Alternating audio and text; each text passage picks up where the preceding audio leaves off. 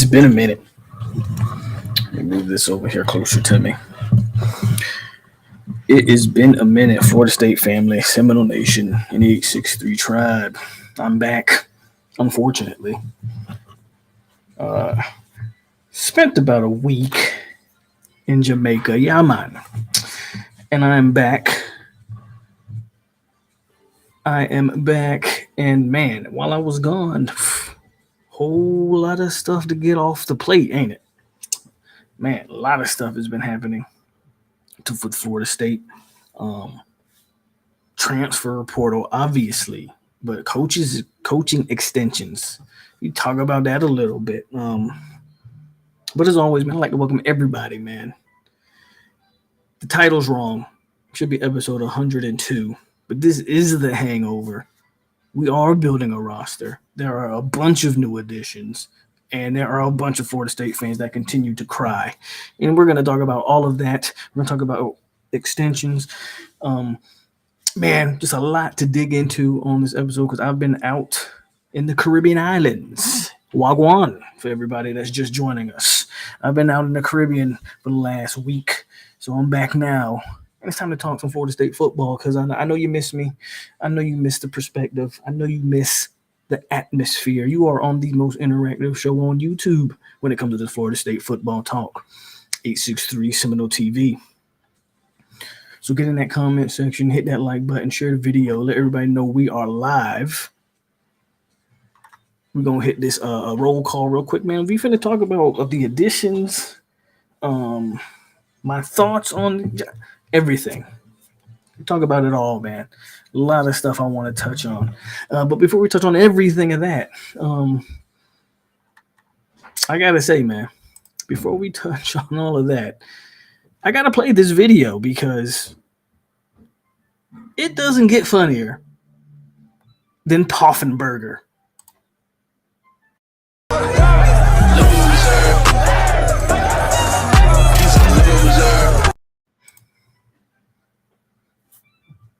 It doesn't get funnier than that. Come on, man. Like, share, subscribe. Y'all know what to do. We'll give it about another 30 seconds, and then we'll hit this roll call real quick, man, and then we'll get started, man.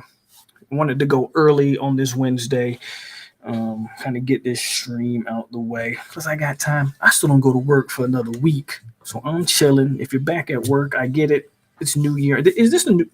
Hold on. Is this the first video of 2024? This might even be the first video of the new year, guys. Or did I do one right before I left? I actually don't know. Is this the first video of 2024? If so, gotta tell y'all Happy New Year, obviously. That's a great question. I don't know if this is the first video of the new year.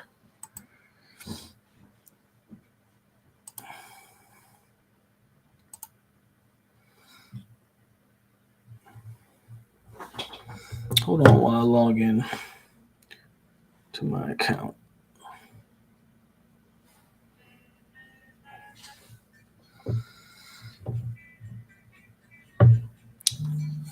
Boom, boom, boom. There we go. It's a great question, though. If it is the first video of the new year, I honestly do not remember. But Happy New Year, man. It is 2024. I thought 2023 was a great year to be a Nole. I think 2024 is going to line up very similar. Yeah, I think this is the first video of 2024. I think because the last video I did was the FSU Georgia reaction. So that makes sense. Let's not waste no more time. Let's get it on. I got Island Boy in the building. Briley, Jeff, Gaming Wizard, Tyler, Priscilla, Sporadics, Florida State Love, Peter Shields, Kenneth Bing, FSU Tony, Sportsmart, Broward County. And that's all for now. 41 people. Those aren't 41 names, but that's okay. Just hit the like button. Get in that comment section when you get a chance to. Montre's in the building. Let's see. Where do we start? Let's start here. This is where I want to start because we're going to spend a lot of time on the additions that FSU's bringing in or has brought in. and still continues to try to bring in Michael Adams in the building. What I want to start off with is the extensions. So pretty much every coach got an extension this off season. I believe till 2026, if I remember reading that correctly.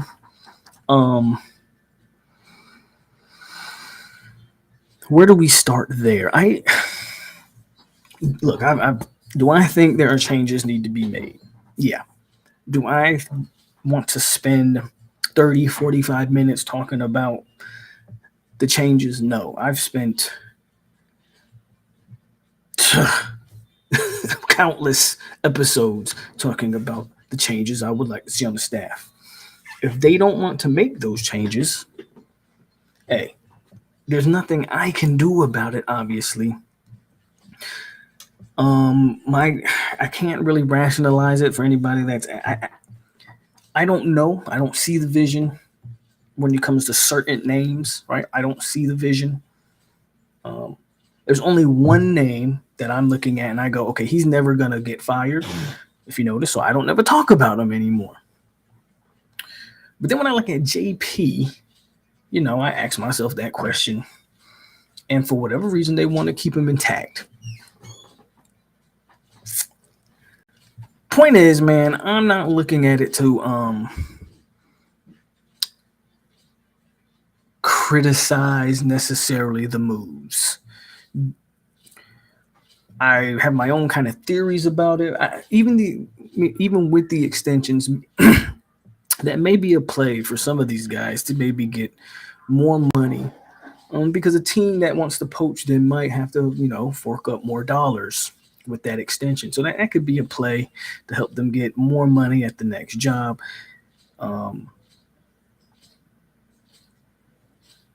Maybe Mike Norvell just values that cohesion in his coaching staff more so than he wants to bring in a new guy. I don't know. I'll be honest with you. I don't know. And I don't have a rationale for it. It is what it is at this point. We'll see how the coaching thing plays out. Me personally, I believe this is a good off season to make some changes because you had a good season. It was possible that a lot of these guys could find valuable jobs, right? So we'll see. So I just want to spend a little bit of time talking about the staff. Not a lot because we got a lot of players. We got a lot of new football players that we need to talk about. And I think that's worth more of our attention than guys who already make a lot of money getting more money. Okay, they're gonna make money regardless as if we get on here and complain about it or not. So as far as I'm concerned, do I still believe there are changes need to be made on the staff? Yes. Will they happen this offseason? Maybe, maybe not. Long offseason, and you're gonna see that's gonna be a theme as we continue to talk about this team that we're building. Right, we're building a team here in the offseason, and it's crazy, as we transition to more of this transfer portal talk, which we're going to do right now. What's crazy is it is extreme. Like when I look at some of these way too early top 25s, they're good for clicks, they're good for engagement, they're good to spark up conversation. But as far as I'm concerned, you can't predict the top 25 in January. It's almost impossible because these rosters. FSU's roster is going to look so drastically different come August. Anybody who, again, this is leading into the transfer portal conversation. This is what I want to address. Anybody who's criticizing, and y'all know me, I'm going to give it to you straight, blunt, no chaser. But anybody who's criticizing the transfer portal right now in January, you need... There's two terms that gets thrown out there on social media. You need to just vibe. I hate that term, but just vibe. And then go touch some grass. Because it's January.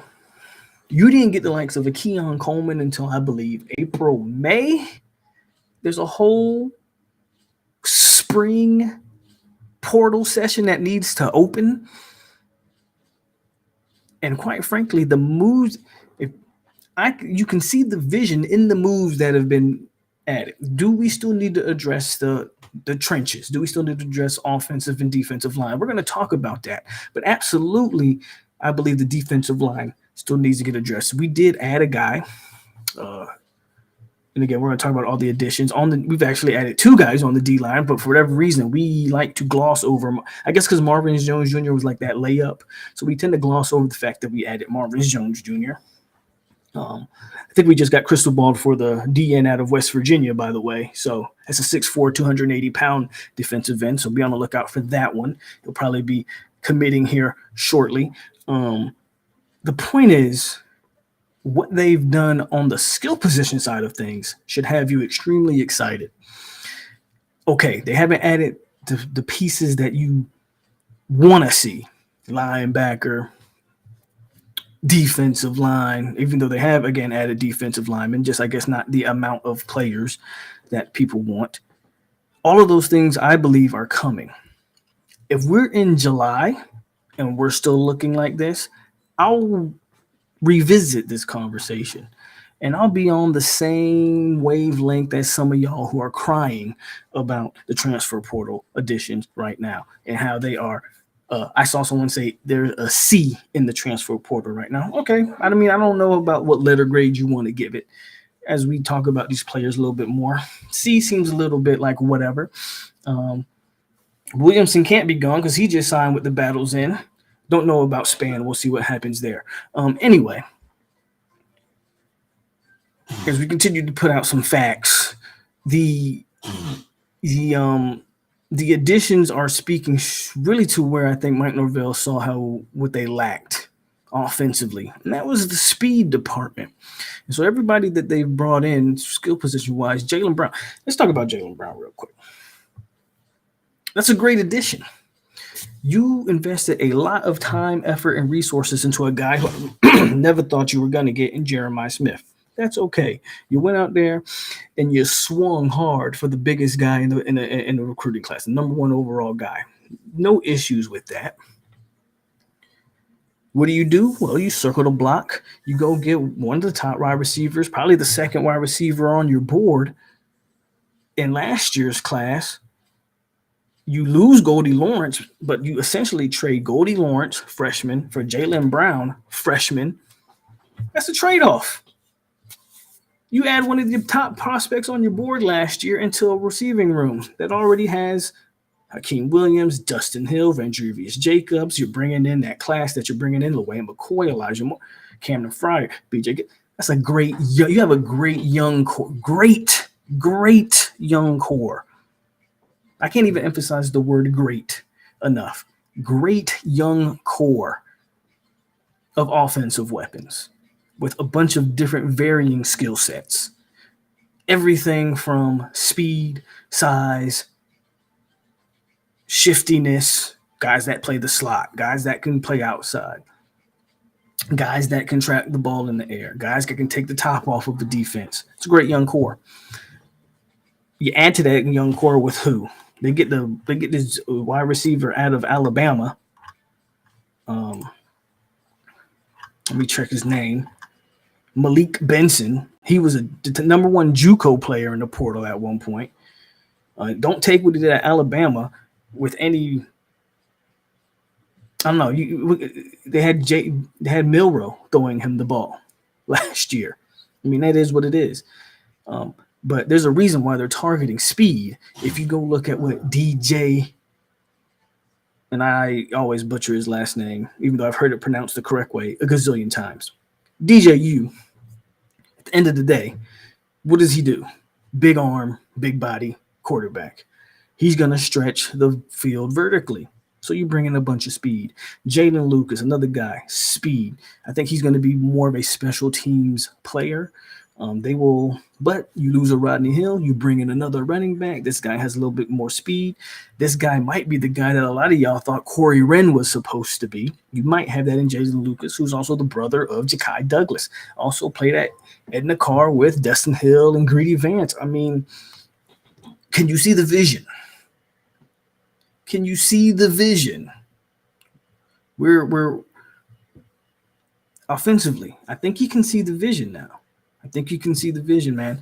I have been very I like the portal edition so far. I'm not gonna lie to you because I see the vision. I see you're structuring a football team, right? And some of these other more coveted positions, they take a little bit longer to get commitments out of, guys. Some of these D line, you think everybody wants a 6'4", 280-pound guy. Like, you're not always going to get the kid that went to Texas A&M. I mean, that dude was 20 miles from Texas A&M. Go, wow, shocker, right? He went home and went to play for a hell of a defensive line. Well, a hell of a defensive coach that we all can sit here and agree on. Elko is one of the better defensive minds in the game.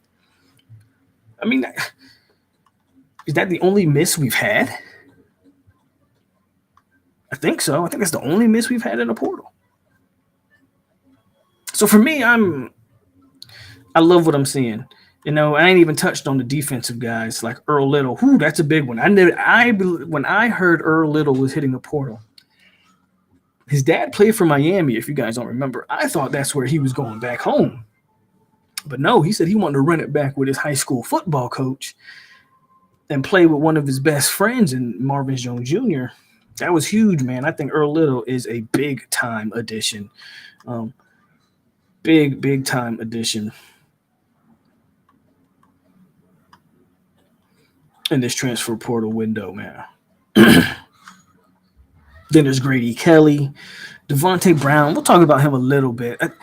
This was the one addition in Devontae Brown that you go, right? You scratch your head a little bit, but we can talk about that. Grady Kelly I keep hearing Fisk. I don't see Fisk in him. And I'll talk about him and I'm going to talk about each guy a little bit more individually, obviously. But those are kind of the guys. Who am I missing? Anybody? I think that's all we got at the transfer report as of right now. Yeah, I think that's all we got. Right? We just got 8 guys that have came in so far. Marvin Jones Jr., DJU, Jalen Brown, Earl Little, Grady Kelly, Jaden Lucas, Devontae Brown, and Malik Benson. Yeah, I believe that's it. Let's get to some comments, man, before we continue, because I think we're looking pretty good, man. And we're going to be a different offense next year. You can see it. You can see the offense they're going for. Let's start up here with oh no, let's see who we got. Oh, what's up? Insane Mobs in the building. Zoe's in the building. Briley says Spanish probably unhappy. Don't know if he's a DeBattle's in or not, but bringing in Douglas' brother diminishes his role. But I don't think – here's the thing about Ja'Kai on special teams. Was he ever effective on special teams? Ja'Kai has been his best when he's been our slot receiver, when he's been our guy in the receiving corps where I say this all the time. It sucked that he was hurt for the beginning of this year because when he's on the field, he's sure-handed, moves the chains, gets separation. I love Ja'Kai Douglas in the slot. Go watch the Georgia game. Not a lot to take from that game, but then you go watch the Georgia game and you go, man, that guy was out there playing harder than everybody on the field almost. Ja'Kai Douglas came to play. I don't need him on special teams. Bringing in Jalen Lucas absolutely diminishes some other guys' role. I don't know other guys' role on special teams, and that's okay. Because I don't want number 8. I don't want Hakeem Williams returning kicks back there with Dewspan anymore. Give me Dewspan. If he sticks around, give me Dewspan and Jalen Lucas back there return. That's the type of speed I need back there. That's Carlos Williams and Levante Whitfield. Ooh, wow. That's who you got back there now, right? That's what I want to see. And some of these other guys, Hakeem Williams, and they were using Trey Benson at certain points, they can now focus on their primary position. I know they have told Jalen Lucas, like, we're going to use you at running back, but that will be sparingly. Keziah Holmes is re-up with the battles in. You know Lawrence Toafili coming back. That's 1-2 punch right there. There's no way Cam Davis isn't in the mix. So there's your 3-headed monster. Can you get Jalen Lucas in some mismatch? Absolutely. You're going to try to use a guy that small, but he's shifty, elite speed. You're going to try to use him in some mismatches, but for the most part, he will be your special teams specialist. And that's okay. That is okay.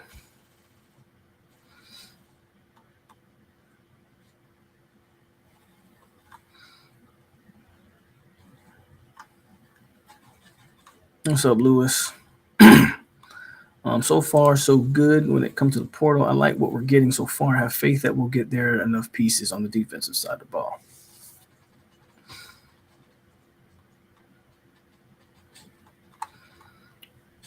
Deuce might be, and that's okay.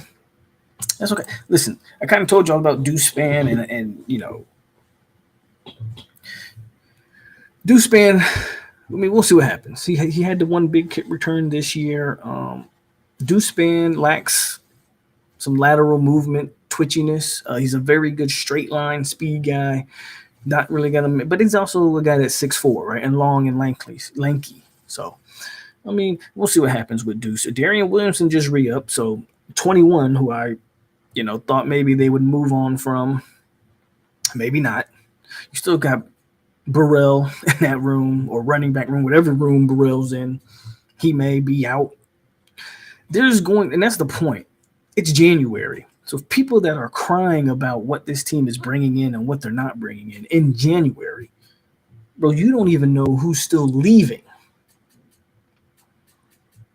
I think they foresee some guys maybe in that skill positions, maybe they'll still leave. Who knows? Yeah, Kentron re-upped and changed his number to number 1. So Kentron will be number 1 next year. Let's talk about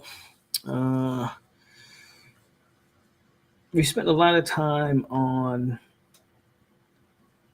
the offensive side of the ball because that's really where they've made their big push. I also think they are looking to land Ferguson, the offensive guard out of Alabama. We'll see if they can finish that recruitment. I do think. So I'm not one of these people that thinks Florida State needs to add 3 offensive linemen. What I do think is you have to develop what you got. Not Joshua Burrow. Who was I finna say? Byers. Jeremiah Byers has re-upped with the battle. It's battle's end. So he's not going anywhere, and that's a guy who's gonna. If you speak on Jeremiah Byers for a quick second, you kind of have to make him work. He was a big recruiting win for you last transfer portal window. Ohio State and some other big schools wanted him. He was considered like the number 1 or number 2 offensive tackle, excuse me, in the portal. And you landed him. Now, he did not play well, but maybe last year was that transition year from UTEP to Florida State in big-time football. Now, you can work him into becoming, all ACC caliber guy as he's made that transition. I think that's what you got to do there with Byers. He re-ups. But you got to develop some of these guys. You got to develop early. You got to develop Armella. I would love to see Lucas Simmons get in the mix. Again, I'm not a guy that thinks you need to take 2 or 3 offensive linemen. Darius is coming back. There's no way he doesn't have a starting role. I mean, the way Darius has played, right? Darius is almost guaranteed a starting role on the O-line. Mo's back. Robert Scott's back. Now, and there's a part of me that wants to throw the towel in on Robert Scott. But here's the thing with this is like, the optimist of the optimist look at Robert Scott. Maybe he has a Landerson Dickerson comeback year. Maybe his final year he is healthy. I wouldn't bank on it personally, but I'm trying to give you that outlook, right? As like, okay, maybe Robert Scott can finally get healthy and get it all together. We'll see. But he is a body, right? He is a body that you have. Keandre Jones is coming back. And he's actually been actively recruiting for Florida State. If feel like I'm missing some guys too. Estes is an interesting one. Where does he even fit in the mix? That could be a guy that looks to kind of leave as they bring in a guy like a Ferguson, but we'll see there. FSU has a lot of options on the O-line. It's time to put them in the right spots. It's time to make them work. Darius needs to play center. I don't necessarily disagree with you. As a matter of fact, if I was going into next year, Darius Washington and Maurice Williams, that would be my center battle. I thought Darius played excellent at center. I thought obviously he was first team all ACC. Darius played well no matter where you put him at on the O-line, whether it was tackle or center. But I would probably make that be my battle at center, those two guys. As of January 2024, my O-line, man, it's hard to say what it would look like. It's hard for me to say what that would look like. I'm hoping a guy like Lucas Simmons in his redshirt freshman year can just take a leap, because that would be tremendous for us. Or Armella can get on the field. Like, there's some guys that we need to get on the field, but I think they'll bring in the Ferguson kid, or the Ferguson young athlete. Was it Terrence Ferguson, I think is his name, out of Alabama. I think FSU is going to continue to pursue that one. And I like our chances there.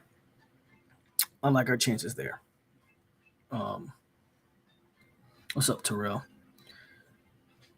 Scott, Washington, Smith, Byers, Armella is your 5. I can't throw Scott in there, man. Again, I would love for it to be Scott. I can't bank on a guy who's constantly hurt. Washington. So you got Washington at guard. Interesting. But we'll see. We'll see how all that plays out. I find it hard that Keandre Jones wouldn't, be in the mix there. So it's going to be very interesting. Keandre Jones was like your second rated guy as far as the offensive line goes all year.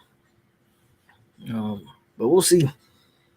We'll see as FSU continues to, again, Ferguson's in the mix with that O-line. Of course, then they bring in the Jonathan Daniels of the world. Again, I don't know if there's any offensive lineman that they bring in this cycle that's going to have a immediate impact. But yeah, I'm just looking at I keep refreshing Twitter because Twitter keeps breaking news. But so let's move on, man. Again, hit the like button. I agree. I believe Armella and Early have to get on the field this year. Personally, I mean, at some point. So look, I'm not here to criticize Alex Atkins. He's recruited very well. I mean, even this year, people for whatever reason knocked his recruiting this year. All he did was get 2 blue chip offensive linemen and 2 project guys, which is kind of the recipe and the formula he's done since he's been here. But I do think at some point you have to get those guys that you're recruiting, they have to get on the field. Armella was considered a pretty big win at the end of that recruiting class down the stretch there. At some point, you have to win some of these recruiting battles, or not win them, excuse me. At some point, Kanai Charlton is still on the team.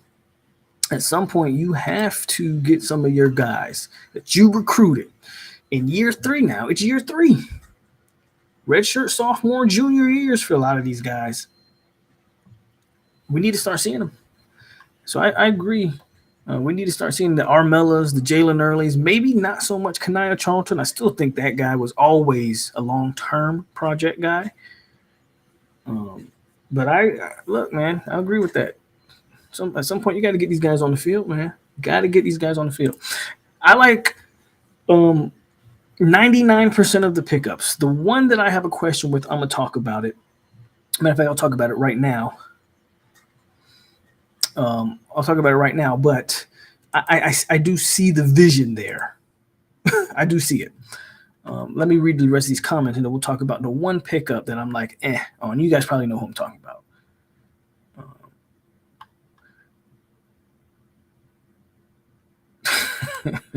Oh, we already laughed about it. We already laughed about it. I didn't watch any of the All-Star game. Two things. Let me tell you something about the All-Star game. And I'm not saying you're wrong. I didn't watch it. And Daniels may have. All-star performances on the offensive line aren't indicative of what they are or are not going to be. Okay? That is not how an O-line is built in an all-star game. 9 out of 10 times your defenders thrive in an all-star game, especially on the defensive line, because those guys in the all-star game, they've never blocked together. And you're not going to learn to block together in a week or 2 weeks, whatever it is they prep for the all-star game. So, again, that's not indicative. Those one-on-one matchups, again, are trash. I hate the one-on-one matchups between O-line and D-linemen.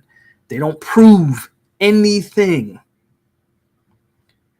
And with that said, he may very well need a lot of work. He's a 6'3", 280-pound O-line straight out of high school. We'll see what they do with him.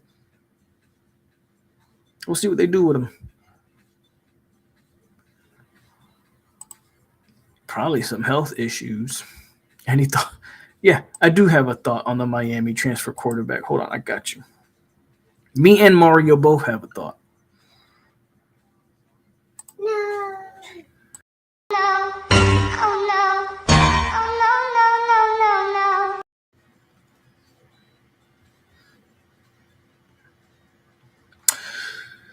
Let's move on to the one pickup that I'm not thrilled about.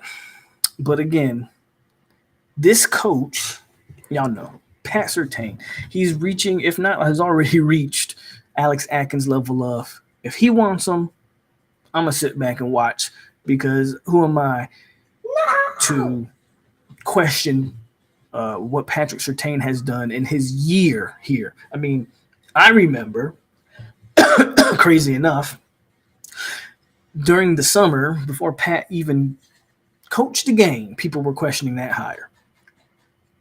And then, here we go. With or without KJ Bolden, signed one of the best DB recruiting classes in the entire country. That DB room on the field played 10 times better than anything we ever saw out of Woodson. And now, listen, if he wants Devontae Brown, the guy out of UCF who we recruited last year, but he went to Miami with his brother. His little brother came straight, obviously out of high school, also committed to Miami. Devontae Brown hits the transfer portal again, leaving his little brother, and comes back home to play for his, guess who? His high school football coach. If Pat wants him, I see the vision, and let me tell you what I think I see. You lost Ronaldo Green. You lost Akeem Dent. You lost Jerry Jones. 3 veteran defensive backs in that room. Who are your veteran DBs right now? Cypress. AZ is technically a veteran at this point as he comes into his junior year. Shaheem. Point is, you need veterans. Also, it's been, I don't know how true this is, but it's been kind of like put out there like, okay, he's going to be a safety more so than a corner, which makes sense when you look at the corner room. At the end of the day, you're putting a lot of guys in a lot of position groups and you're having them compete. I mean, Devontae Brown's in that safety room. Your safety room is now consisting of Hussey, Devontae Brown, Shaheem Bell, Ashton Barker. Who are some other guys? They probably Kirkland. I don't know if Kirkland's a corner or a safety. Ricky Knight, maybe. Bates, maybe. Point is, man, a ton of options. All these guys are going to compete. Iron sharpens iron, and you get better. They're not going to ask Devontae Brown to be a starter. There's no way I see that. And from that standpoint, I got no issues with the addition of Devontae Brown. Essentially, he brings you, if you remember the Arkansas transfer that we picked up, I actually forget his name. It was like McClendon or something like that. I forget his name. But essentially, he brings you that. And he goes unheralded. But when they called his number, He was experienced enough and well prepared enough that there was never any glaring issues when he was in the game. Was he some type of playmaker that was changing the game? No. But he got in there and he did his job, and he did his job effectively, that it wasn't a glaring weakness. And if Pat looks at Devontae Brown and said, I know this kid, I've coached this kid, Miami didn't know what they was doing with this kid, let me bring him over here, I'm going to put him in the best position to be successful. I believe it. I believe it. And somebody in Sportsmark just brought this up, and, no knock on Kevin Knowles, man, but you can't convince me Devontae Brown's going to be any worse than Kevin Knowles. And we watched Kevin Knowles last year at safety, and it wasn't great. They need safety bodies. Bringing Devontae Brown, I believe, is the reason they brought him in. That's how I feel. So when I initially saw that he was transferring to us, I was like, okay, why? But you got a veteran presence in that DB room, where that is young, super young DB room. But talented. Jamari Howard and all these boys are talented, but they're young. Charles Lester, talented, young. Even the guys from last year, Quindarius Jones, Kirkland, Hussey, Joseph. Evan Joseph's going to get healthy. Talented and young. Your veterans or your Greedy Vances of the world and some of these guys. And I think Devontae Brown is a nice mix of those veteran guys as you build a bridge for your young players. Decent addition, guys. I'm not going to sit here and tell you it's the biggest addition in the world. I know he didn't play well at Miami, but Miami went 7-6. Nobody played well at Miami. Hell, Cam Kitchens had a down year. If you want to keep it a bean, from his previous year to this year, Cam Kitchens had a down year. Blew a lot of coverages. Maybe that's a little bit on the coaching. I don't know. We'll see what happens.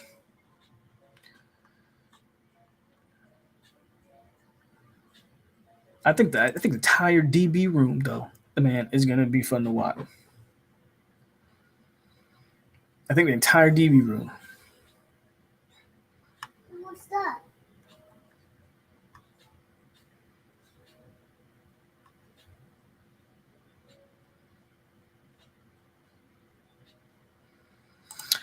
Yeah, I didn't watch any of the All-American games. What was the Under Armour one? Did the Army one get played yet? The Army. So there's two usually. There's the Army All-American and then the Under Armour. I didn't watch any of them, obviously.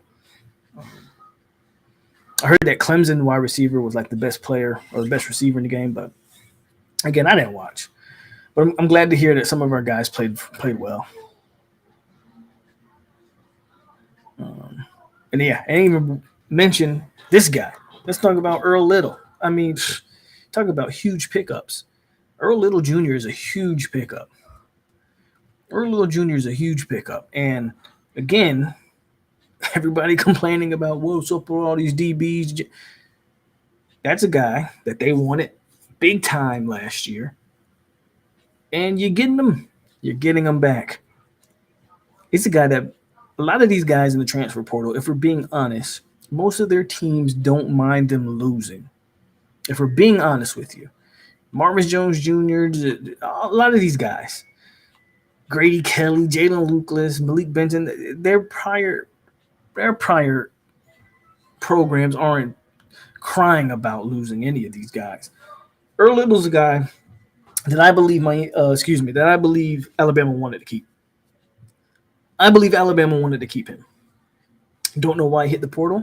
I believe, from the looks of it, I think he wanted to hit the portal because I think he saw how Pat Surtain is moving. I think he wanted to go play for his old coach. But from everything I gathered, Alabama didn't want to lose Earl Little, and that they were kind of expecting him to be one of the guys next year, as Terrion Arnold is going to the NFL, and I think some other guys from the Kool-Aid McKinstry is probably going to the NFL.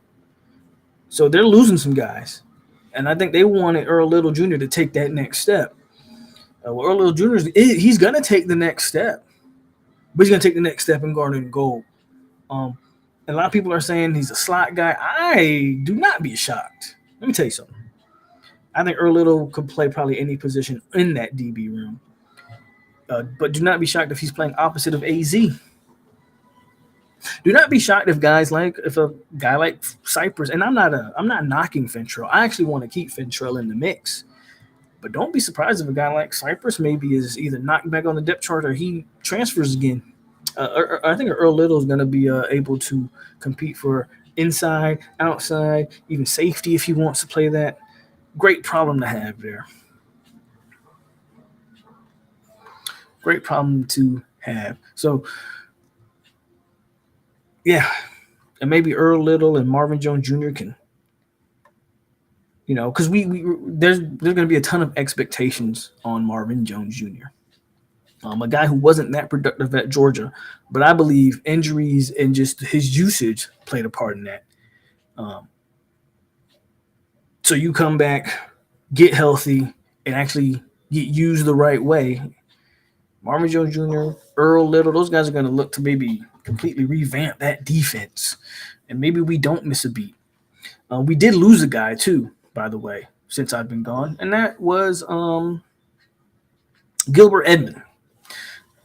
Wish the best of luck to Gilbert Edmond, but and very good, solid rotation piece. I'm not going to sit here and say he was a bust or he was a bum. He was a good rotation piece for what he brought to the table, but I believe we can upgrade that position. So not a guy that I'm going to necessarily cry over. Hold on a second, guys.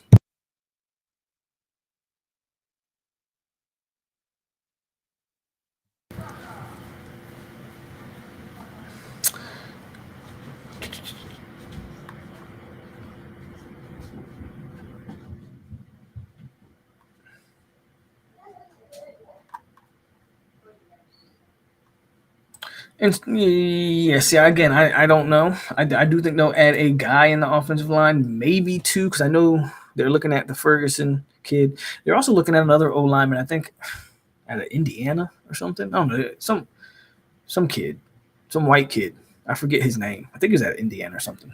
Maybe they'll add a guy or two. But again, I am not one of those people that think they need to go and revamp that offensive line. I think it's at some point. And maybe this is the old school guy in me. So at some point, you coach. What I mean? At some point, look, if this was 10 years ago without the transfer portal, you'd be stuck with the guys on your roster and you'd have to coach them and make them be what you needed them to be. You know, you didn't always was able to go to the portal and just fill in and plug in any holes. No, you actually had to put the guys that you recruited on the field and coach them. I think on the offensive line, I think some of that needs to take place. You want to add a guy or two on the O line, okay, but at some point, you've recruited that 4-star Jalen Early, 4-star Julian Armella, high 4-star Lynn Lucas. Put some of these guys on the field. Put some of these guys on the field, man. Put some of these guys on the field. That's a tall task for anybody, right? Thank you, sir.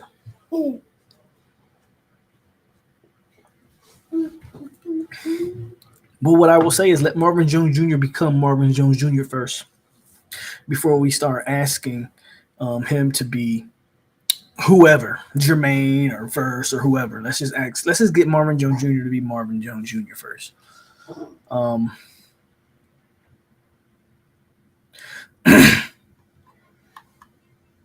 could beat Gilbert in a 40.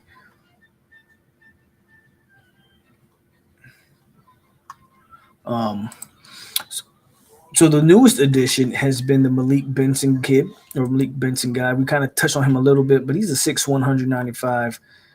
Man ran a 10.4. That's fast. Again, man, you're looking at a guy who you're looking at players that they are surrounding. Here's why I am so bullish on the portal edition so far. You have a vision. You're making moves to support that vision. Your biggest offseason acquisition to this point is definitely your quarterback. Okay, FSU. The huge conversation for FSU since the month of December was the quarterback position. Oh, without Jordan Travis, they don't deserve to be X, Y, and Z. We're not going to reopen old wounds, but you guys already know how that played out.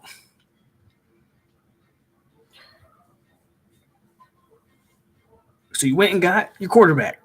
Now, regardless of what anybody thinks about the quarterback, Whether you think he's X, Y, or Z, the fact is your quarterback has tools. How do you best utilize those tools? Okay. Big arm, strong kid. Well, you want to have the vertical pass. Okay, I'm finna save a picture for y'all because this is hilarious. You want to focal point on the vertical passing game. If you go watch a lot of DJU's highlights, a lot of that stuff is downfield bombs. And I think that's the plan they went into this offseason. I think it's apparent. That is the plan they went to this offseason. And so Malik Benson brings that. Jalen Lucas brings that. Jalen Brown brings that. You already have a guy who's big and fast in Hakeem, Vendrivius Jacobs, Dustin Hill. We'll see if Deuce Spann is, whatever it is he is. Give me a second, guys. I'm going to show y'all this new picture of Miami's quarterback. It's loading. And while it's loading, we'll continue the conversation. Yeah, no, he's got legit speed, So does Jalen Lucas. I think Jalen Lucas is a 10-6 guy. So that's my point, man. And Zoe's kind of hitting on a point here too. And this is not to knock Jordan Travis, who we all love and respect. But Jordan Travis didn't have that arm to maybe take advantage of some of that speed. DJ does. Whether or not you think he's a good quarterback, whatever you think about his decision making, or does he whatever, they are attacking an area that they think that they can exploit in the makeup of this team, and that's the speed game. And look, you're telling me I'm never going to criticize more speed. I'm all for it. I'm all for all of this stuff that they're bringing in. But here's Miami's new quarterback, guys.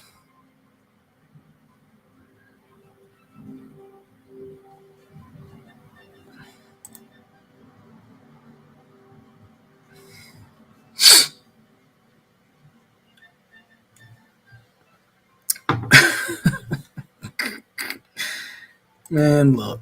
That is Miami. Let's keep going, guys. Let's keep going.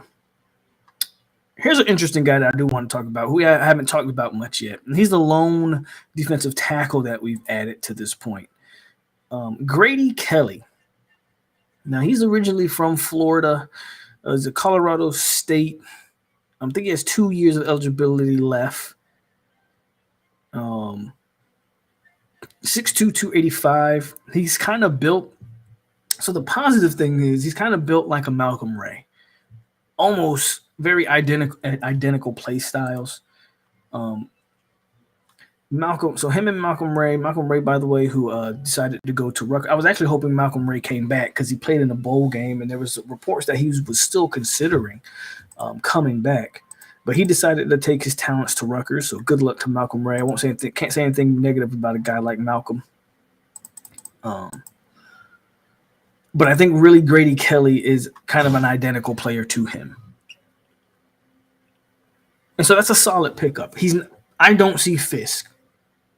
Okay, I don't see Fisk. I'm not going to sit here and lie to y'all that this is Braden Fisk 2.0 just because he's a white defensive tackle. I don't see that. Because one thing I'll say about Fisk came from Central Michigan. I get all of that. But when I watch Fisk, now I still need to go and watch some more of Grady Kelly. Braden Fisk was a legit 6'5", 300. And he moved like he was maybe 280. So even though you had no idea about Braden Fisk and can he match the level of competition, I just knew his size and how he moved. This guy's a lot smaller. I don't know. He moves the same.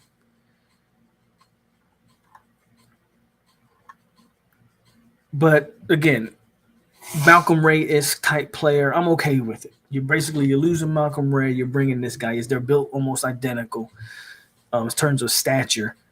And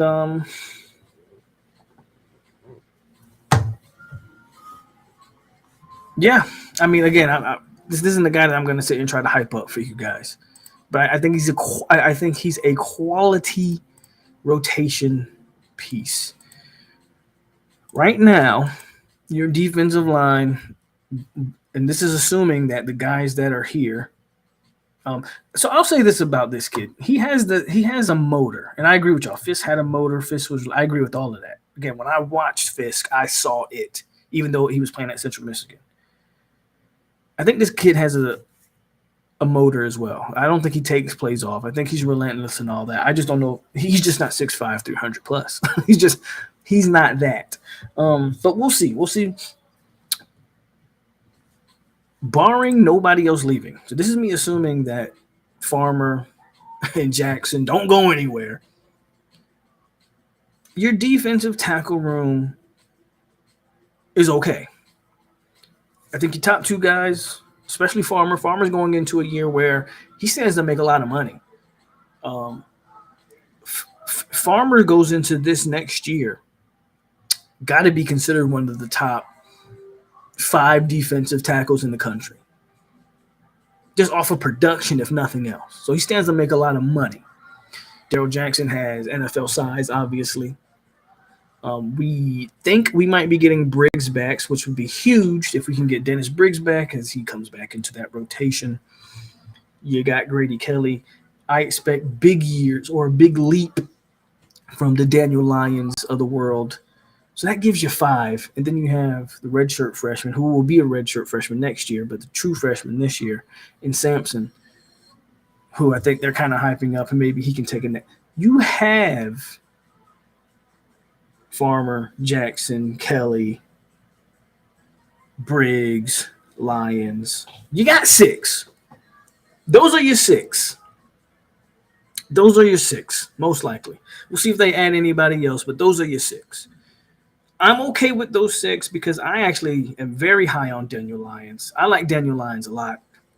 I think every time I've watched Daniel, man, he flashes.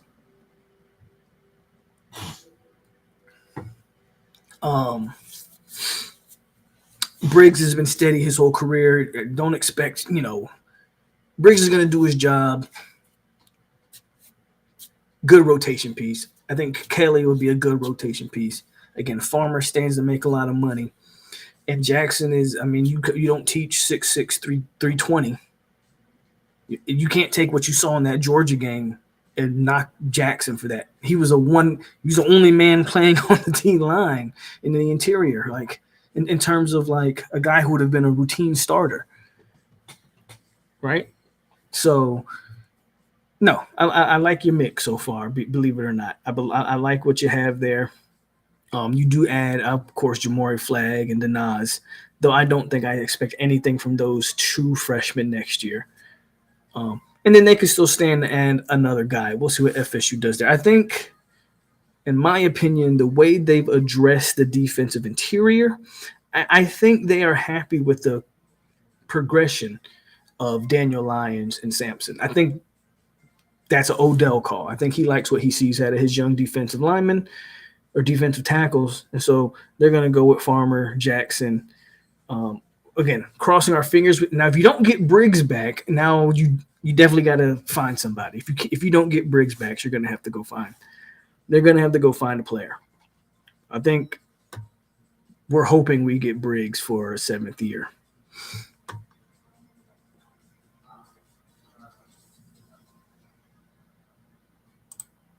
This is great, Briley. Shout out to Briley with this interesting fact.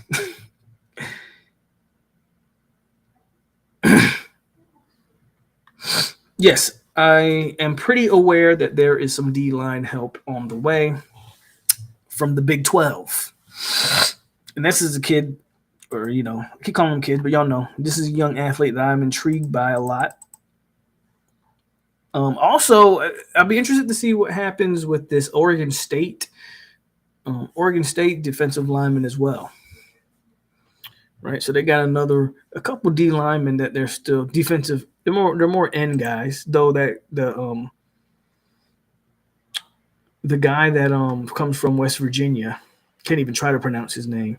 He's 6'4", 278, 280. So you could, depending on what they see from him, play him wherever, right? And then you have the kid out of Oregon State, play with DJ. He visited. I don't know if they end up getting. I don't know what happens there. But I think that would be a valuable pickup right there. And now all of a sudden you're kind of cooking. POLK, you see Denaz playing. I mean, yeah, and you got to remember, man, with some of these 6'4", 320 plus as a 5-star usually means they're put together well. 6'4", 320 plus as a 3-star like Denaz was probably means that he's athletic, but he's got to lose some bad weight and bulk back up. They're probably going to need a year to take some of the bad weight off him. That's all. I just don't expect him to play much next year. It doesn't mean he won't be good in the future.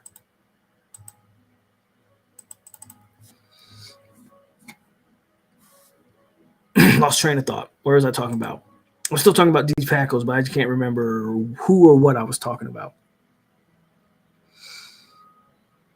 Dang. You lost me. Reading them damn comments. But yeah, man, I think a D-line rotation as it stands, if you lose a Briggs, then you definitely got to address it. Oh, I was talking about the two ends that they could bring in, the one out of Oregon State, the one out of West Virginia. I think I wouldn't call it huge. Is it a miss? Yeah, I'm not going to tell you it's not a miss. But again, dude's 20 minutes from College Station, like, sure, it's a miss. I don't know if it's a huge miss.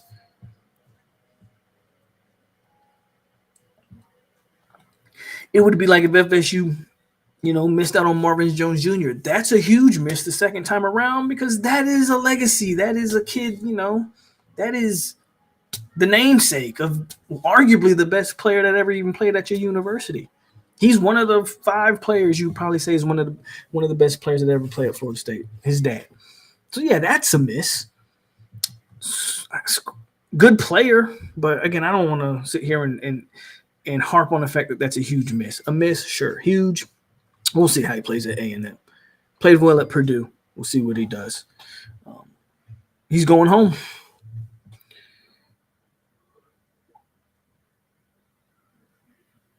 Talking about the kid from West Virginia.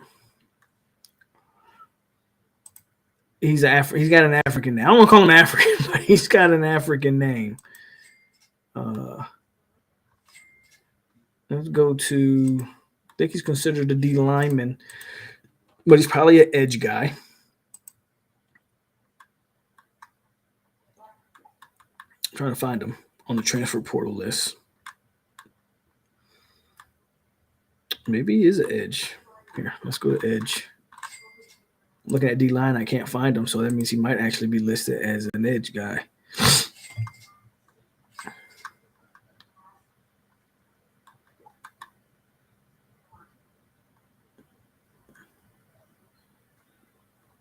I can't find him on there either. Maybe they just don't have him listed.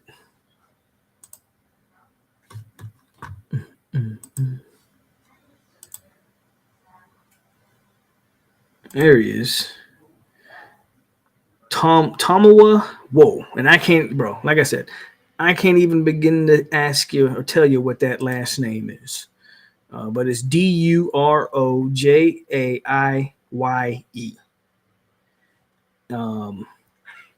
And you're looking at a redshirt freshman, by the way. 6'4", 278. D lineman.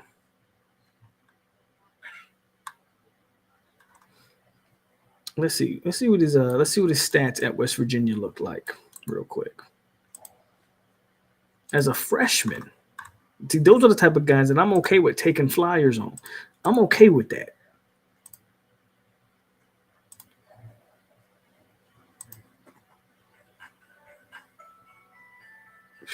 True freshman, had 3.5 sacks, 23 total tackles, 3.5 sacks.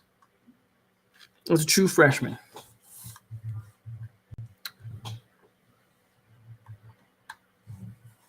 And he's, again, 6'4", 278. Give me that all day. We can talk about linebackers. We'll talk about linebackers here in a second, as a matter of fact. I ain't worried about – I'm not going to say I'm not worried about linebackers, but I'll address them.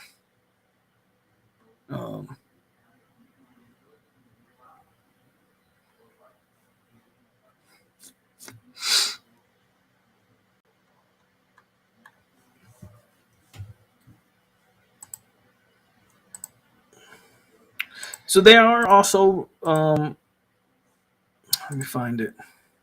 They've got a couple linebackers I know that they've been in on as well. The one from Syracuse and one from, I think, Charlotte.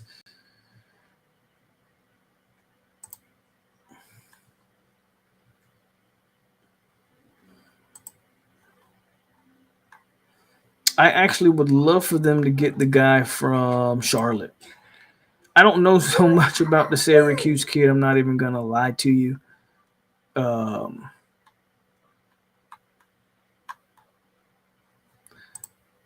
But the dude from Charlotte, I think, is a pretty solid player. I'm trying to find him.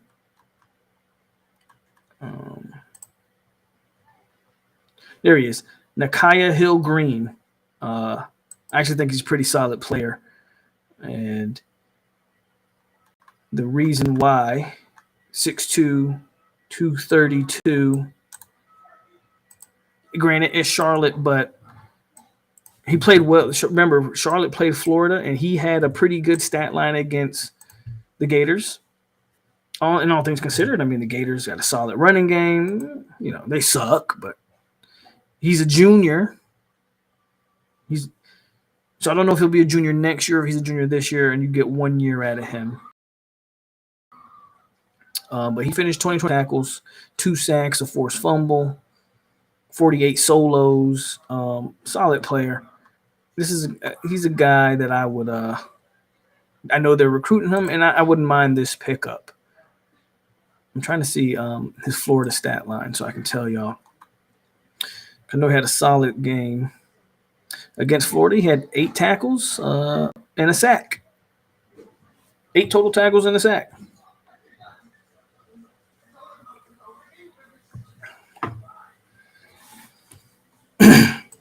That's Nakaya Hill Green. So that's a guy who I know they're looking at.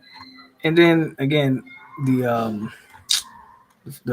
Syracuse linebacker.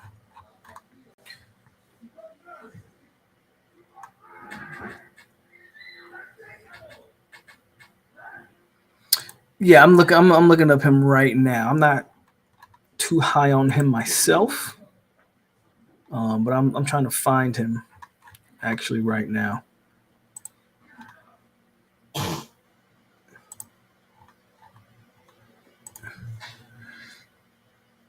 And Alabama did just have a linebacker hit the portal. And that guy doesn't have a lot of stats, which would probably make me worry.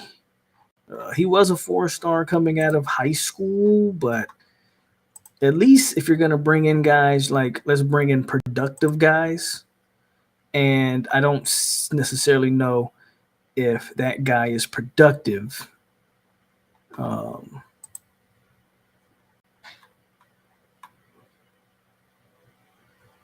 Charlotte actually has 2 linebackers in the transfer portal. Derek Boykins is another one. I can't find the Syracuse guy. Let me click on the school.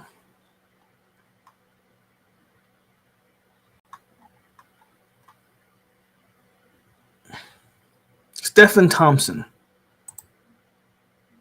6'1", 248. Let's look at what he did this past season.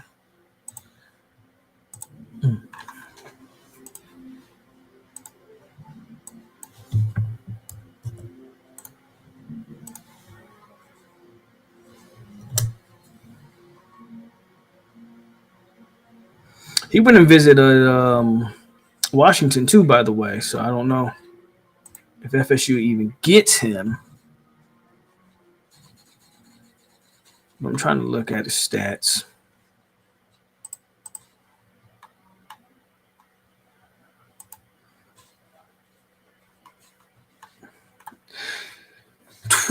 So he had a big 2021 year. 2021, he went 77 tackles, 4.5 sacks, a forced fumble. Then in 2022, I don't know if that's an injury. He only had 3 tackles that year, so that had to be an injury year. Bounced back in 2023 with 51 tackles and a fumble and a sack. So the 2021 year is his big year. Yeah, I don't know. I don't know about that one.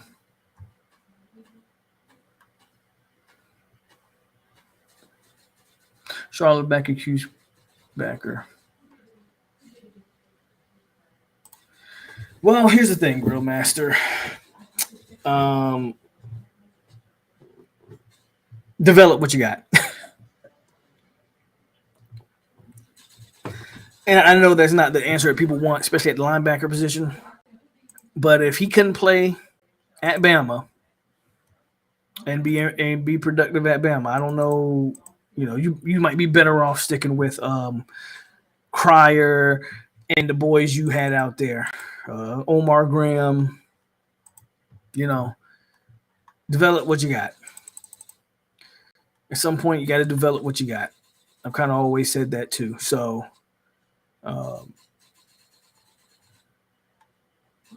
yeah, I don't see the purpose of taking that backer if he's just going to come and be another bench player for you. You got a ton of linebackers. Develop what you got. And those are pretty much all of our additions, though. We Malik Benson, and again, I think FSU is going to get some more defensive linemen. They're obviously targeting at least a backer or 2.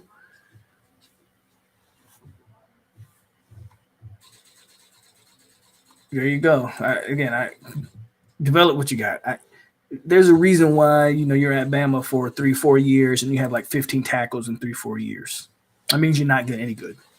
Just is what it is.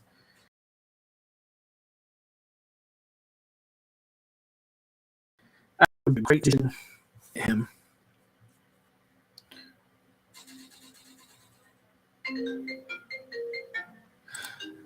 I don't disagree. Omar is definitely the most experienced guy you're gonna have back there, and he was a redshirt freshman. Does he take a sophomore step? Cryer was a true freshman, so he has a step to take. Blake Nicholson, true freshman, so super duper young at linebacker. I don't disagree with you, man, but at some point, again, you got to develop what you got. And then you can bring a couple guys in, maybe to bridge it. Again, the Charlotte guy. Again, not too sold on the Syracuse guy, but he might be okay given what you got if he's just a 1-year rental. The same with the Charlotte guy. Give me 2 1-year rentals, and maybe, the following year, Blake and all these guys are ready to go. You're right. The linebacker room is just super young. Super young.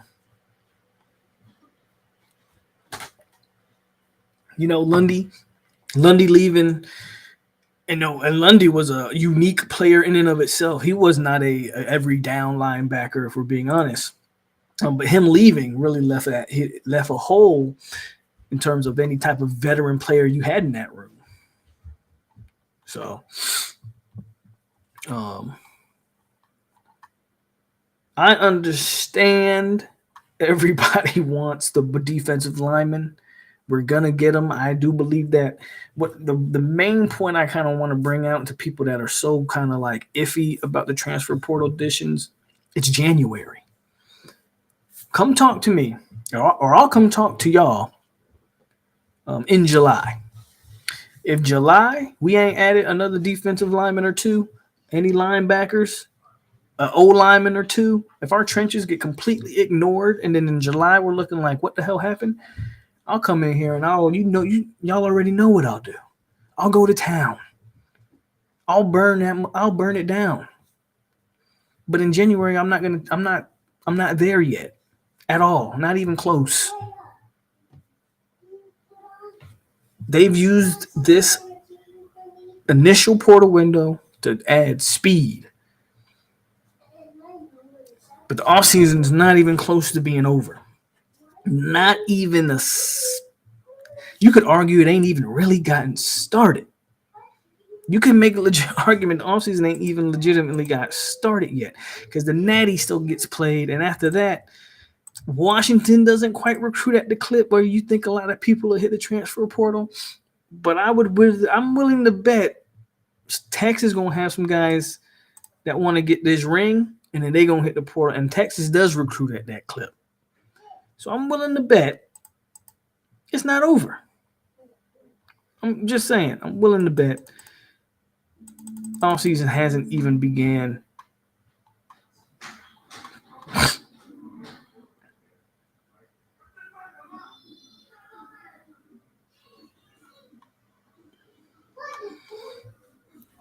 So y'all should be patient. I think we should be patient, man. I think you should be pretty happy about the additions.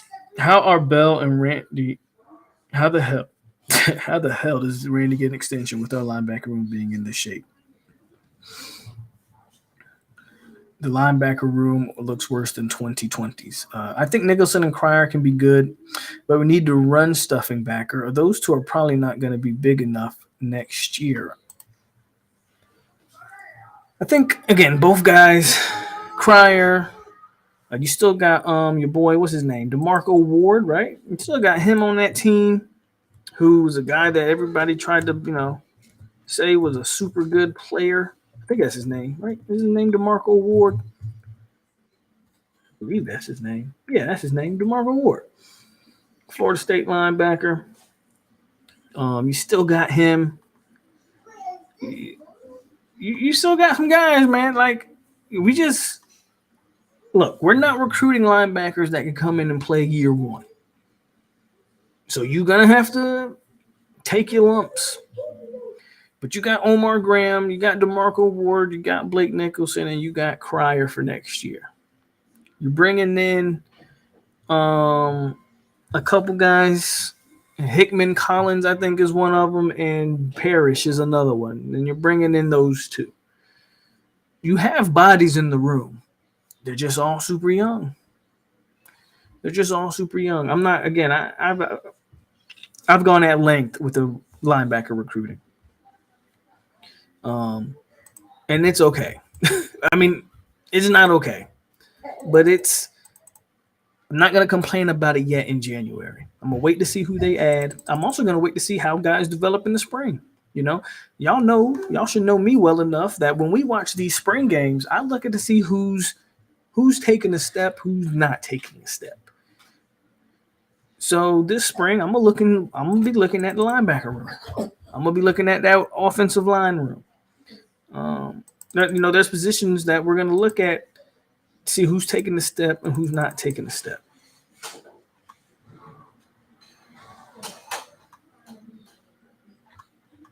So, what's going on, Mr. H? Happy New Year to you, my man. Let's not panic about linebackers until spring's over. Just saying, no fans have been a bad habit isn't the word. Some of the Knoll fans, oof. I might not have been participating in a lot because I was in the Caribbean islands, but I was watching the tweets, and some of y'all have just been crying about a bunch of nothing. And I think the truth of the matter is, I think people, I don't even think people really feel that way. I think people understand that they get more interaction if they're negative.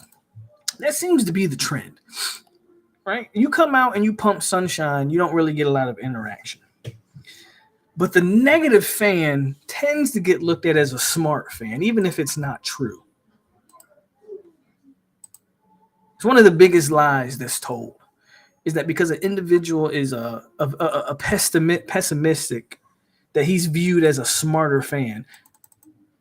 And a lot of times these guys are just being negative because they know that there's a group of people that'd be like, hell yeah, man, this shit sucks.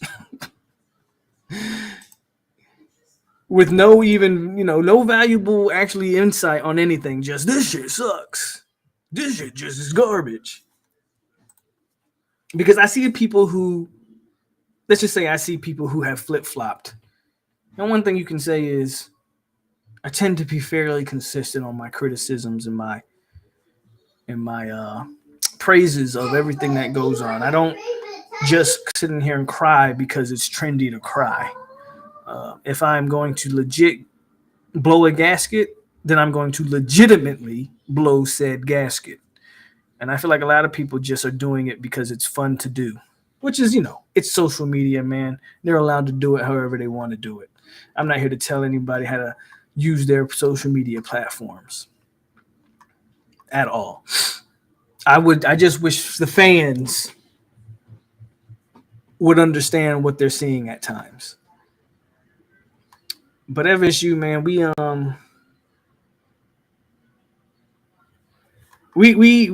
good. I think we're pretty good as of right now in terms of what we've added. A lot of speed, and I'm happy to see the speed. I'm happy to see Jaylen Brown getting some opportunities. I'm good, man. I'm good. Seymour and company crying over every lineman that have nothing but measurables we don't get. Here's the thing. It's easy to cry about every old lineman that you don't get. There's this weird thing though that recruiting in the portal. There's two parties, and one person has to be interested in the other person, and vice versa.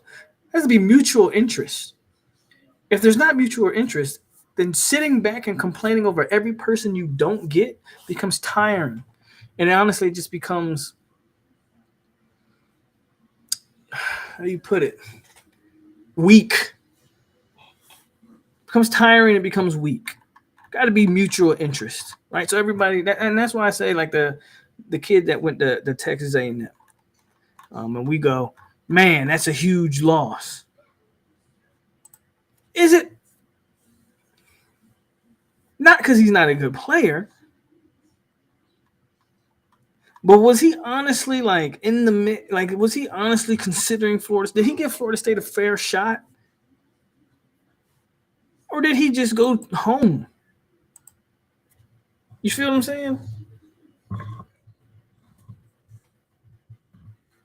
Will Norman and all those Texas A&M guys that hit the portal. I mean, all those guys sound good. Believe me, I wanted some of those guys, man. But did any of them have mutual interest in Florida State? Did FSU get any of those guys on campus? Hell, someone correct me if I'm wrong. Did the Texas A&M kid even come on campus? I don't even think he made it to campus. I know he had if I'm not mistaken, he had a scheduled visit, but I'm not even sure he made it. Let me see. I'm about to see if he actually made it to campus. Somebody could probably tell me in this comment section before I could bring it up. But I'm not even sure he made it to campus, man.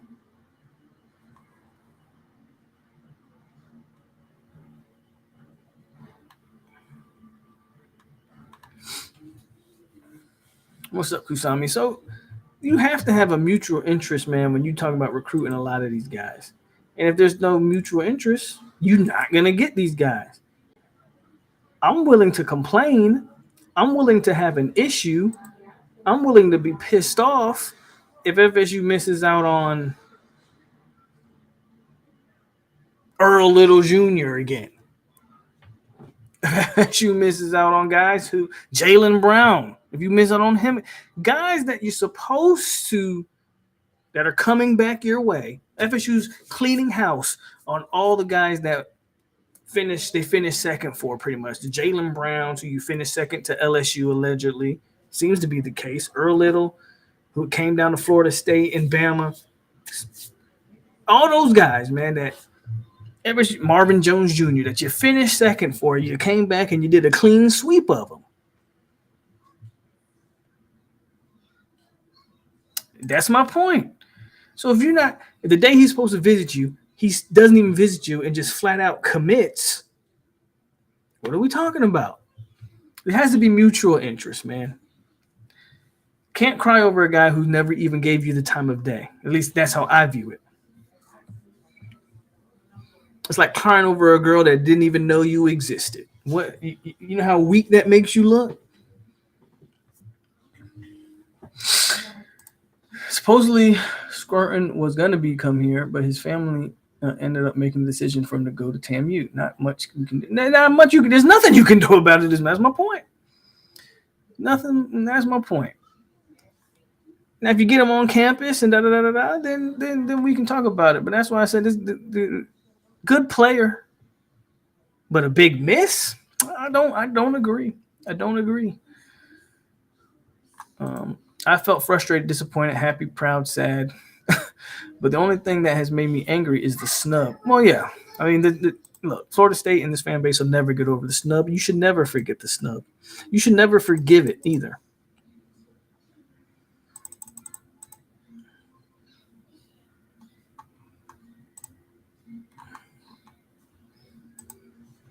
So I'm with you there, man. I'm with you.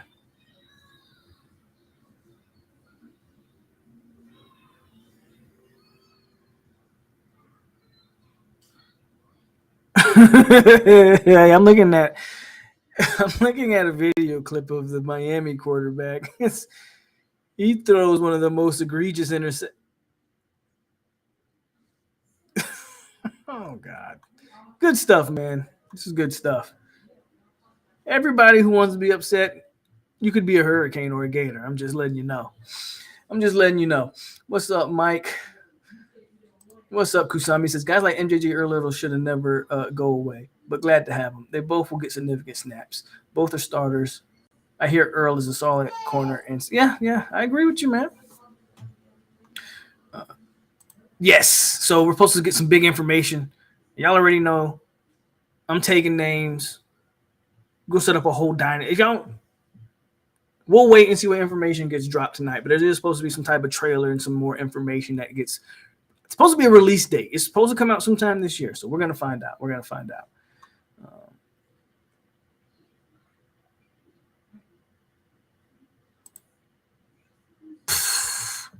Hey, I can't even believe I'm gonna say this, Briley.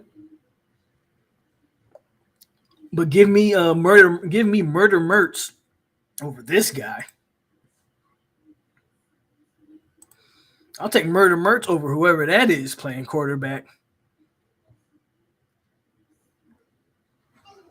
Give me Murder Mertz all day.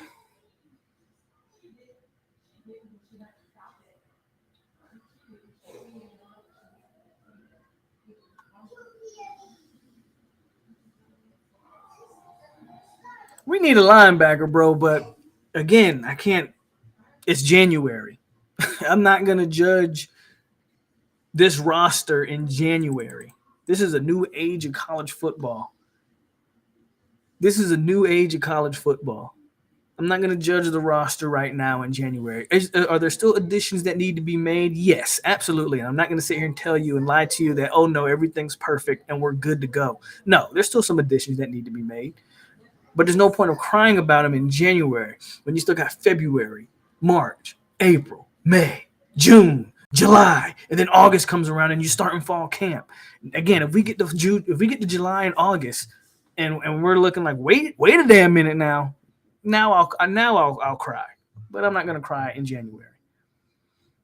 But yeah, like I said, I'm picking Murder Mertz over whoever that is at Miami.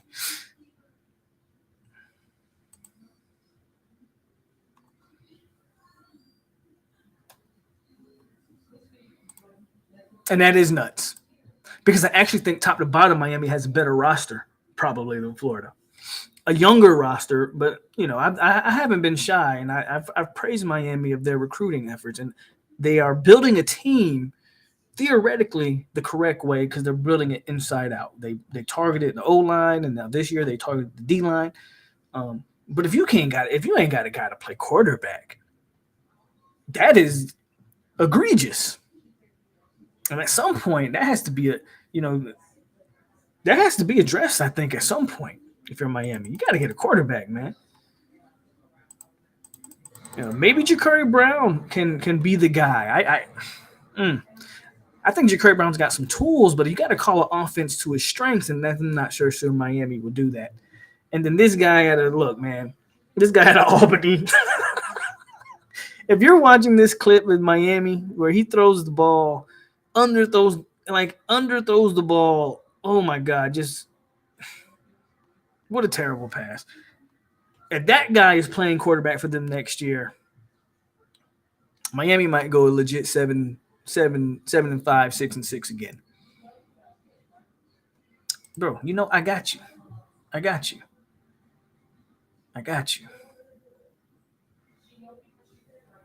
Matter of fact, I'll just join your Discord, though. Like, y'all let me know. Y'all starting leagues, I'll join y'all league. Because I don't even want to be in charge of a league. I don't want to set it up. I don't want to be a commissioner, y'all. I'll join y'all stuff. Y'all got leagues, let me know. I'll join y'all. And I don't even need Florida State. I'll play with Charlotte and build them into a national champion power. Watch me.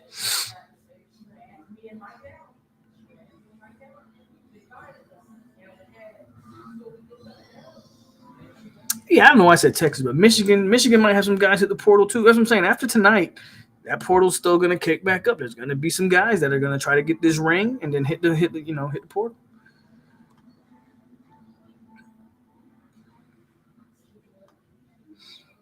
They're going to have to get a line. They're going to have to get a quarterback.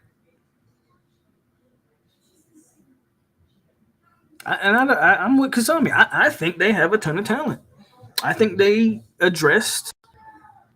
You look at their running back room, look at their skill position, look at their lines of scrimmage. I still think their secondary is weak. Backers are interesting. We'll see what happens with those. But they don't have a guy who can pull the trigger.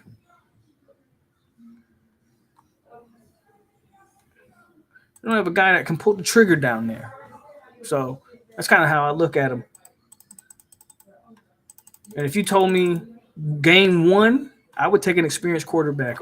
I would take Mertz over anything Miami's going to put out there game one. I would take Mertz over Ja'Cory Brown.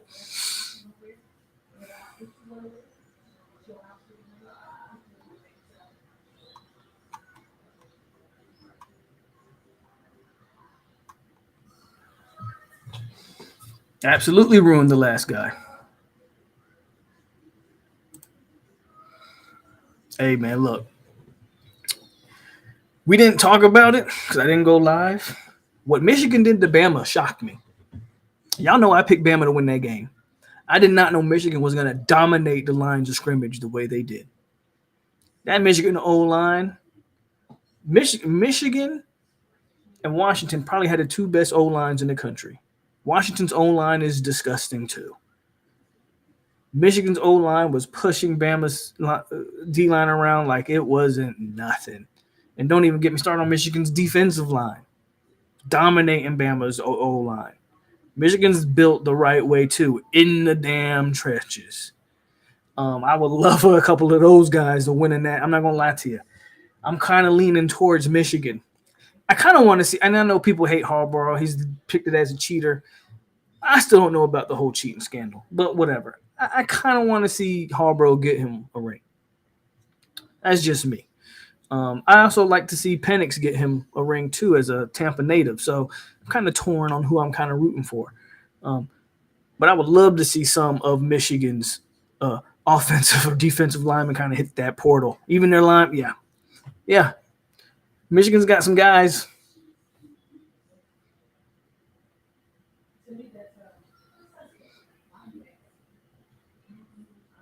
Yeah, me too. I had a Bama and Texas rematch myself. So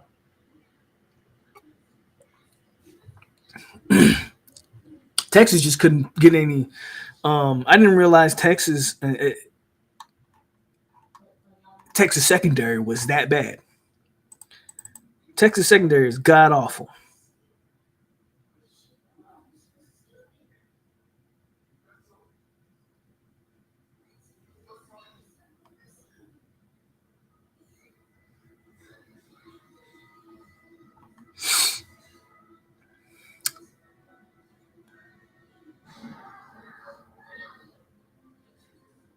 We'll see. We'll see if they get caught with that. We'll see if they get caught with that. Look, I ain't gonna cry either way. I'm just saying I would kind of like to see Harbaugh. Let's just say I'll be kind of rooting for the villain tonight. I would love to see the villain do one of being a Florida State fan and being the villain this whole entire year. I wouldn't mind seeing Harbaugh put the finger up to college football and say, yeah, I still want it. You suspended me for 6 games this year. Said I was cheating.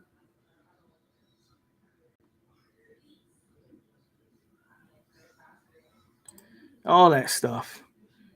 And I'm still winning the Natty.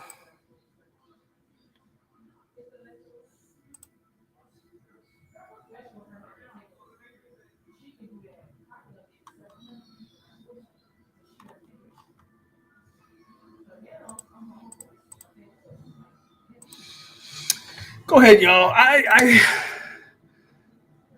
I feel good. Again, it was good to get back with y'all, man, and talk about some Florida State stuff. We ain't had a chance to talk in a while. Quinn Edwards never shows up in the clutch for Texas. Bro, go. Here's my problem. Go watch that game. How many fumbles did Edwards have? Not him, his receivers. Like, it's hard for me to criticize Edwards when everybody around him is putting the ball in the dirt. Had a couple great throws where he had guys. Nope. So I can't blame Edwards for anything that happened in the Washington game. As a matter of fact, when guys actually started holding on to the ball, Texas was making a comeback. Not to mention Washington almost pulled the Mario Cristobal down the – not almost, actually. They did pull the Mario Cristobal. Texas just couldn't capitalize on it. I was definitely cheerleading for Texas. Absolutely. I absolutely was. No wonder he's a good player and I want him. And Penix was dropping dimes. Oh, and by the way, Washington receivers wasn't dropping a penny. They weren't dropping anything. I mean, shout out to Washington. They were the better team. They won. But I can't put nothing on Edwards. It's just my opinion.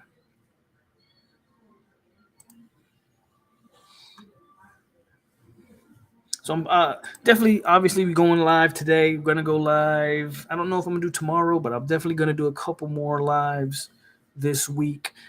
And good to be back in the mix, man. And both backs fumbled. That's what I'm saying, man. It was just a bunch of bull. Hey, Texas took an L. It is what it is.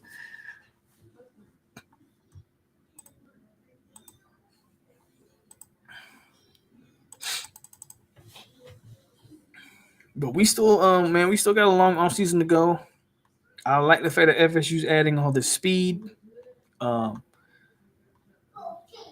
I think it's going to be a hell of an offense next year. I think next year's offense is going to be a hell of an offense. I'm not even going to lie to you.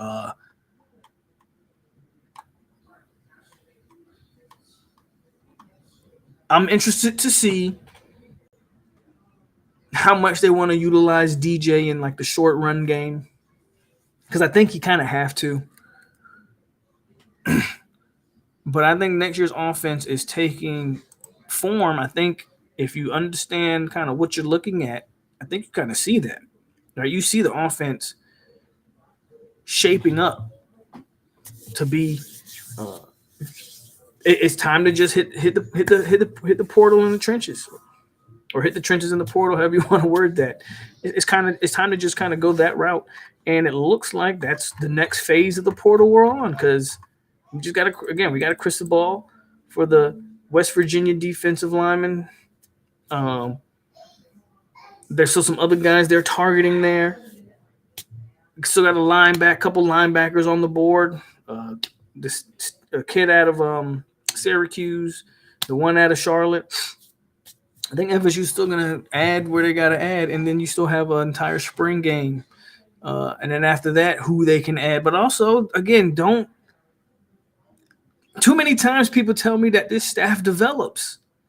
But then it feels like the fans don't trust the staff to develop. Let them develop. A lot of times people tell me, oh, this staff is one of the best developmental staffs in the country. Okay, I'm not going to disagree with you. But all this crying about who they haven't added in the portal, let them develop those young linebackers. And I don't think the young linebackers played it well at all against Georgia, but I'm not going to count them out as freshmen. I'll wait a year or two before I count them out completely. But let's develop them. Let's develop some of the young defensive tackles like Lyons and Sampson. What about, we're talking about defensive end. Lamont Green Jr., 4-star, still on this roster. Let's develop that. Dante Anderson, 4-star, still on this roster. Let's develop that. Jaden Jones, big-time JUCO guy who they were high on, 6'6", 250 or 240, coming off of that blown knee, but he's back now. Let's develop that. For me, at the end of the day, there are still pieces on the roster currently that we can and should be developing. I'm so tired of this new mindset in today's football of they can't play, just get rid of them and go get someone else. That's what that man over there in Colorado has been preaching, and I've been critical of that, so I'm not going to sugarcoat any of this stuff for my own Florida State fan base. There was a time where you developed what you had on the roster. There was a time where you couldn't just go and get something else. There was a time where you had to turn Omar Graham into a player. There was a time where you had to turn Dante Anderson into a player, or any of these other guys that some of y'all might not be high on. At some point, you got to develop them. FSU's got players. They have recruited. Develop them. Yes, we will add guys in the portal, but there's also a good amount of players currently on this roster that FSU thought was good enough to give scholarships to. It's time to put them to work. Julian Armella, it's time to put him to work. Jalen Early, it's time to put him to work. So I stand on that. Yes, I want to see us add some guys, absolutely. But I stand on the fact that we have recruited certain position groups, and we have more guys than we originally thought. And we can develop these guys. I believe that. We can develop these guys.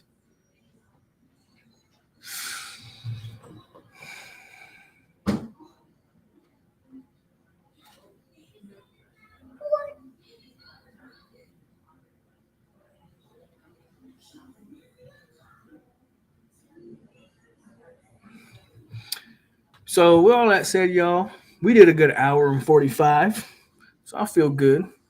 And I tell you what, I'll end on this one. If they don't develop that stuff, if you can't squeeze anything out of some of these oranges, if you can't get anything out of some of this fruit, you can't milk some of these cows, then maybe we should start questioning the evals. Maybe we should start questioning some of the evals.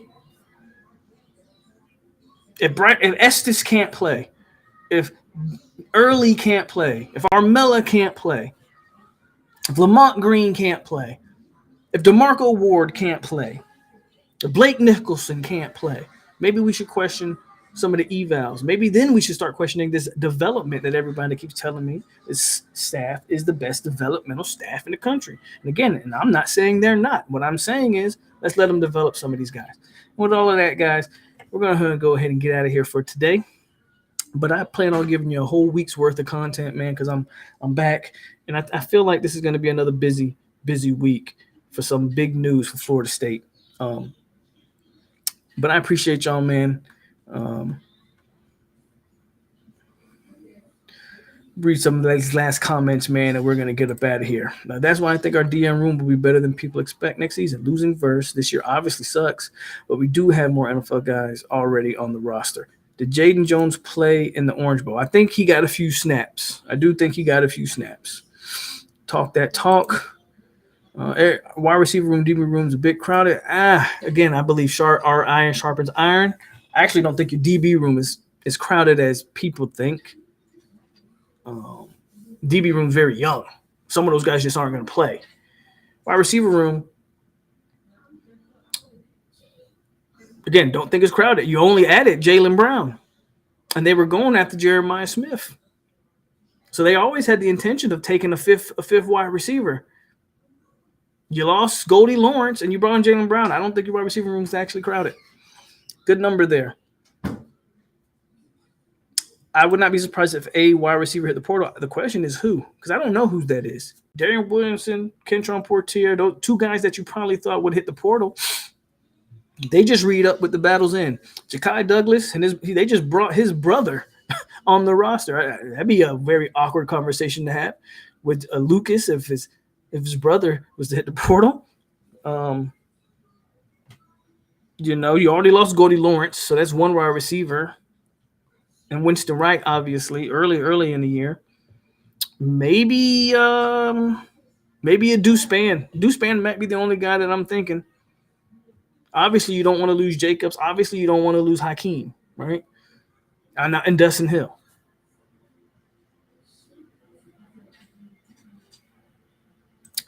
Brown isn't a great player, but I kind of talked about him already, man. Let's just say I'll trust the coach. I'll trust Pat on that one. And they're not bringing Brown in to be a starter anyway. So I think everybody that's kind of panicking, I'm not saying you're panicking, but everybody that's kind of like, oh, that he's this and he's that rotation guy. They're not asking him to come in and start. So yeah, that's another guy that could hit the portal, but I agree with Zoe. He's here for something. I just haven't figured out what he's here for. So with all that said, again, y'all hit the like button on the way out if you didn't hit it on the way in. Y'all continue to share the videos, man. And just it's a new year. I don't know what the new year brings to me, you guys, this channel, but I hope everybody is successful in the new year. I hope everybody is flourishes in this new year and work hard or whatever it is you want to achieve, whatever goals you may have for 2024. Terrence, you late, man. You can come at the end and want to talk about something. You got questions. Too bad. Whatever y'all want to achieve in 2024, go out there and achieve it. Go out there and do it. Whatever goals you want to have. You want to start your own platform, don't talk about it, be about it. You want to do whatever, go do it, man. It's 2024. It's a new year. And I look forward to sharing the new year with y'all as we continue the journey over here on 863 Seminole TV. So with all that said, man, it's your boy Polk over here on 863 Seminole TV. I want you guys to stay classy, Seminoles. We are out here. Go Noles. I'm going to catch y'all some more times this year. And Terrence, come on time. You might be able to ask your questions. Look at this guy. Guy's supposed to be kind of a co-host around here. He can't even show up on time. Y'all have a great rest of y'all day. Tell you.